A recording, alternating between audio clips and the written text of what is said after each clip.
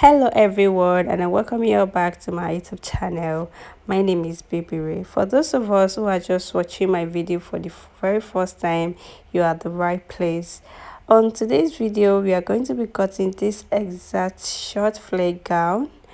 So please guys, don't forget to subscribe to my YouTube channel. Don't forget to like. Don't forget to give your comment down below how you feel about the video. So let's get started. So this is the fabric that I'll be working with. My Ankara, which is 4 yards, then my shirty net, which is 1 yard, plus my lining, which is 2 yards. First of all, I'll fold my fabric into 2 equal halves like this.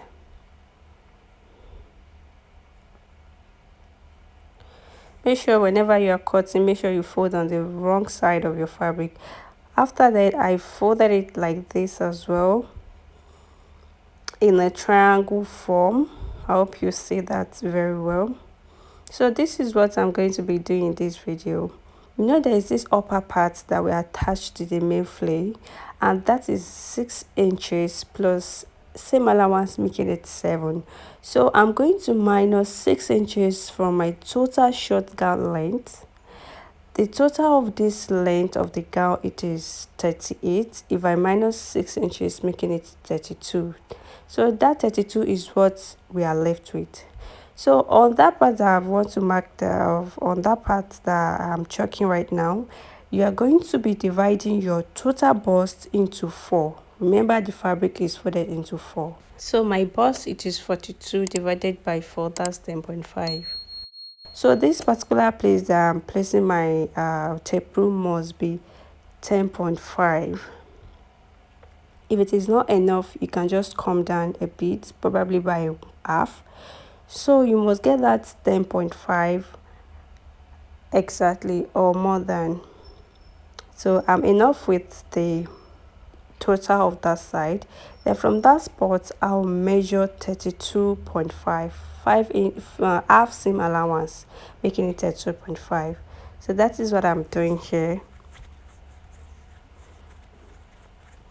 If you want to cut out any flare of your choice, you can even imply this method over, even if it is for blouse. This is just the same way. Depending on the shape of the flare, we have a full flare, a 180-degree, a 360, depending on that. But this is the same method you'll be using. So after I've gotten out the total length of the gown, then this is what I have. Just make sure that it is equal. And I cut that particular place out, and also the down part. So this is what we have. The next thing is you can just cut out your lining immediately, or if you wish, you can cut it out when you are done with the whole cutting. If you check the style very well, you will see there's another upper part which I mentioned to be 6 inches. It's like a shirt for the upper part. So what you're going to do now is fold in about 2 inches apart, like the way I'm doing in the video. Then after that, you have to measure the length you'll be working with, which is 6 inches plus 1 inch, which is 7 inches. Initially I used more than that, but I later cut it out because I figured out that it is too long. So if you are to use your own, make sure you don't exceed more than 6 inches or even lesser. So this is what I'm doing. I marked out that length, which is 6 inches, supposed to be 6 inches, so that it will not get mixed up. After that, I measured the width of the upper part, which is 10, or you can use 11. 11 is for the wideness. You know, we are folding into 2, so divided by 2, that's 5.5, and that is what I'm marking out. So you have to use it throughout the whole the whole length. Here I'm just trying to shape it out, and then I dictate that the down part is too much, So I reduce it to that 5.5. So exactly, and I'm okay with it, and that is what I'm going to cut out, like so. So that's it for the front part. Then for the back, just to place the front part, emulating the 2 inches we folded for the button. So exactly, you are going to eliminate it. You are just going to cut exactly like the normal 5.5 inches, and this is what we have.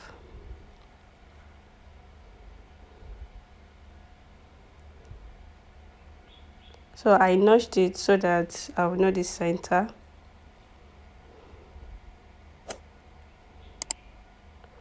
So if you are cutting a shirt, I'm going to drop a tutorial on that. The thing is, whenever we want to cut a shirt, the back part is always reduced for the front part. Like you are going to reduce it with about probably half an inch or 1 inch, depending on your choice. So this is, I'm working on front part now. I'm shaping out my neckline. For the depth I use 3.5, then for the depth I use 3 inches, then for the width I use 3 inches, because the neck is not wide at all. It's kind of choking, so, and this is it.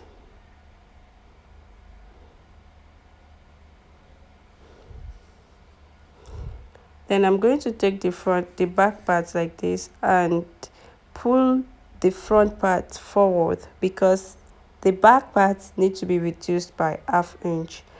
That is where I'm touching. I just hope you get this, because whenever you are cutting a shirt, you don't cut it exactly the same way. Even aside from the probably the button, this thing you have already indicated, you are still going to pull the front part forward about half, then cut it exactly the same shape.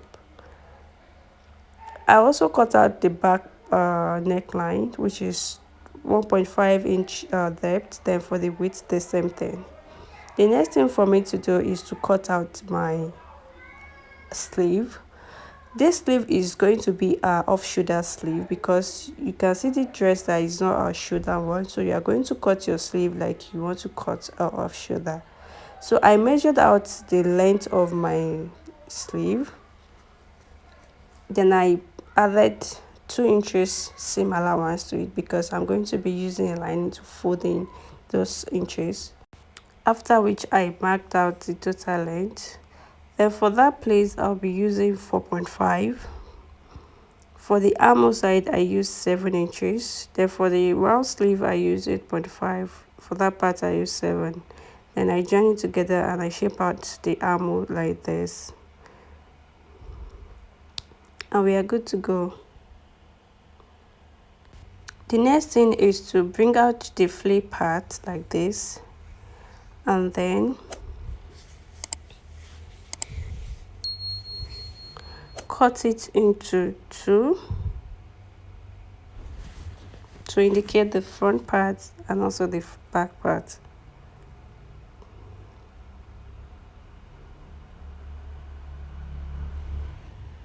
This is what we are going to be doing next. We are going to now measure our our back measurement for this side like that, and then I'm going to be placing this just for a guideline. Initially if you want to cut something like this, it's going to be needing our armhole. So I'm just improvising like this in order to shape that part out, and that is what I did. I shape it out like that in order to to bring out the armhole side. After that, this is the next thing to do. You have to pick one out of that thing, out of the flay, and then cut it into two again, because there is a button for the front part. It's just like a shirt down. There's a button, so I'm going to cut it into two as well, and then create, I'm going to be creating another buttonhole for that side. So this is the fabric that I'll be using to create the buttonhole. It is 3 inches. What you are supposed to do is use it to turn in the rough edges and then fold it like you want to sew a shirt. So it's only in the, I hope you get that. So for my net, I'll be needing a flay, a smaller one, and also a bigger one. I folded the fabric, this flay, into eight. I folded into eight like this, so that I'll be able to get a longer this thing. I just cut it out based on one measurement like that. I use 6 inches for the length, and for that side it is 5 inches, so I mark that out like this, then 6 inches all round. I sew.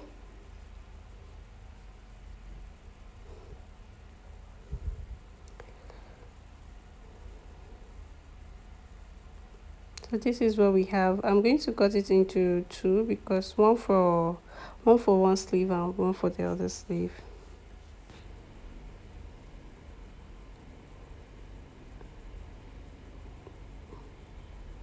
So that is it for the sleeve. And for this small part too, I'm just going to, shape it out as well. I used 4 for that one, I used 6 for the other one.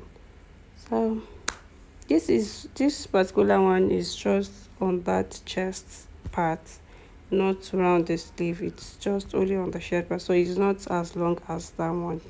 Of course it won't be.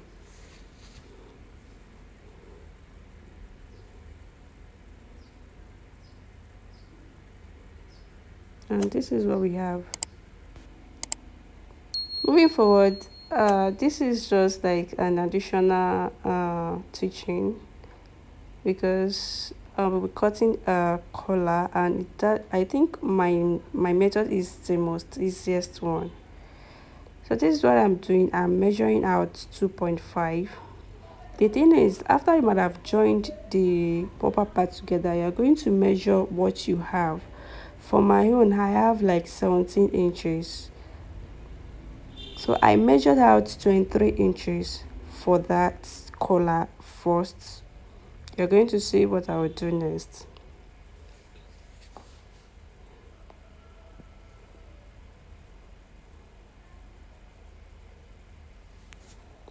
So I have 17 inches, right?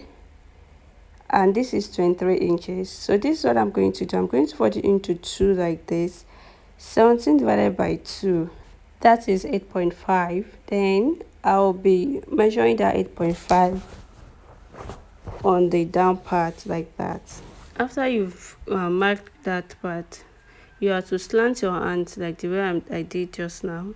You can as well measure 1.5, so that you'll be able to know where to place your ruler. So for me, I just slant my hand like this. It's just the easiest way to do it. Then cut it out. You can see that it's already, I'm just mark that place so that you can be able to identify what you added. And that is it. So for the another part, there's this thing that the collar will sit on. So for that part, I just used 1.5 for it. So you have to fold your fabric into two and measure the 18 inches. It's supposed to be 17, but you are going to add 1.1 inches for this part, because you are still going to fold in some edges. So I used 18 inches, then I marked out 1.5. So for the width, I used 18 inches, then for the depth, I used 1.5. So this is what I'm just trying to explain.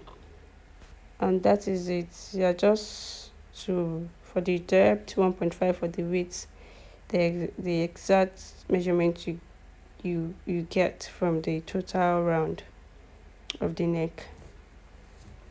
And that is it.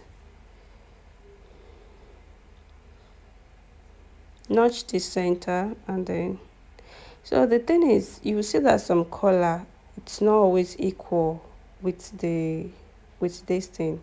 So what you're supposed to do is you're supposed to reduce the first one, this one, with 1 inches. So you're supposed to reduce it, but if you want it to be equal with this one, you can leave it.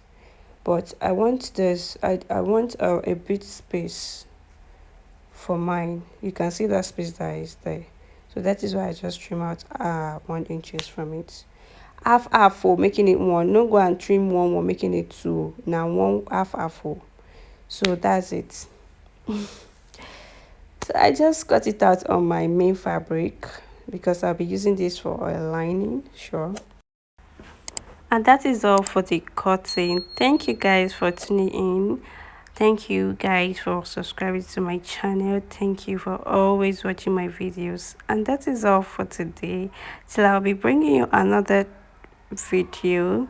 Stay tuned. Don't forget to subscribe. Don't forget to like. Don't forget to share. And don't forget to give a sweet comment down below. Thank you. Bye.